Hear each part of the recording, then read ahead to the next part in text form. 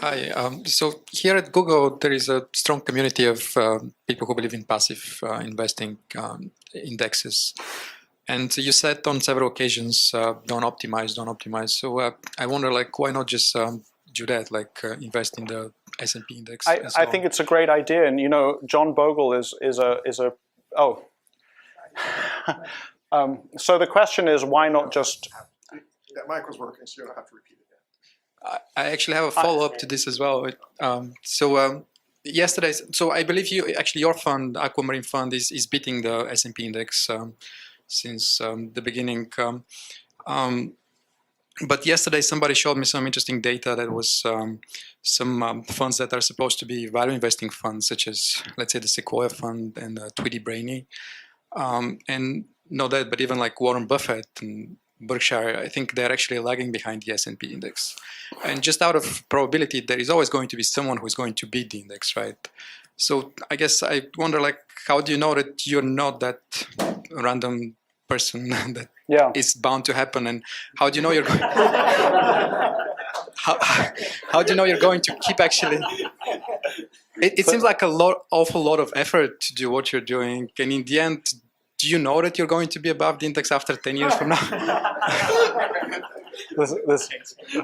So I could answer that very easily and just say no.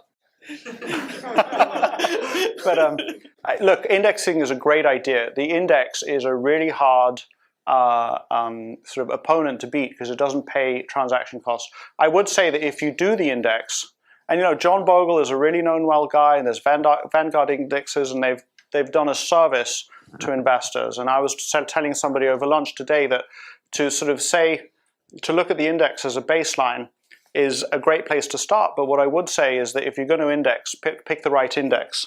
So if you take the S&P during the financial bubble of 2009, it was very skewed by some very overvalued companies, and there was this sort of market cap weighted index. So the more these companies became overvalued, the more they had to be in the index. And so you were kind of investing in an index that was skewed towards the opposite of value investing, going into the biggest companies. So I would want to pick an index that doesn't have those skews in it, like the Dow Jones index doesn't have those skews. So I'd want to spend a little bit of time, and probably everybody in this room is capable to understand how the index is constructed, to know that it's the right index to use. So there's absolutely no question that is a smart way to do things, and it's a good baseline for even people who are doing other things. So, you know, to the second part of your question, how do I, you know, we all know that it's from Nassim Taleb's book, but you take a bunch of individuals, 1,000 individuals, have them all flip coins, you know, and probabilistically after a number of rounds there's somebody who's just flipped heads all the way through, and then you interview them, and they really did believe that I knew it. They feel like they have a lucky hand. I mean, you know, it's really powerful stuff. And you know, so I don't know. I have to say that I don't know. And so there's this amazing article written by Warren Buffett called "The Super Investors of Graham's and Doddsville." I highly recommend it. I'm sure it's on the internet. I'm sure it's sitting in your servers in multiple places, but replicated across the world. But he tried to answer that question, and he just said, look, what if, you know, the monkeys flipping coins all studied at Columbia Business School under this guy called Ben Graham, and they all talk about buying things at a discount to intrinsic value? Then at some point, you might have to ask whether this is not just flipping coins.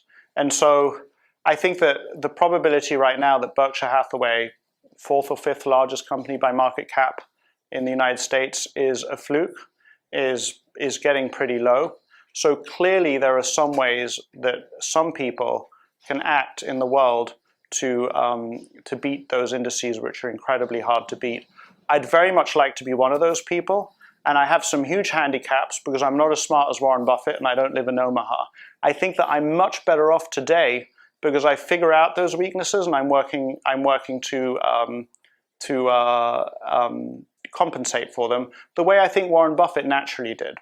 So I actually think that Warren Buffett, everything that I'm talking about, I'm excited because I feel like I've uncovered some really valuable things that the world isn't talking about. I think Warren Buffett understands them. He gets more fun out of investing than talking about these things. And if you go to the Berkshire meeting, and I invite you all to join me at the south door of the Omaha Convention Center at 5:30 a.m. on the Saturday morning of the Berkshire meeting, I'll be there. A guy called Alex Bossert will be there. Monish Pabrai will be there. A whole bunch of other people. And it's a great example of just get around people who are better than you, and you can only improve. But they say every year that if for a long enough period of time they don't outperform the indices, then there's questions that have to be raised. And I think that they've hit a 5-year period where they didn't outperform, but then they started outperforming again. And I think that all of their shareholders would not have wanted to remove the management and have somebody else run it. And it's a question that it's something that I tell my shareholders every time.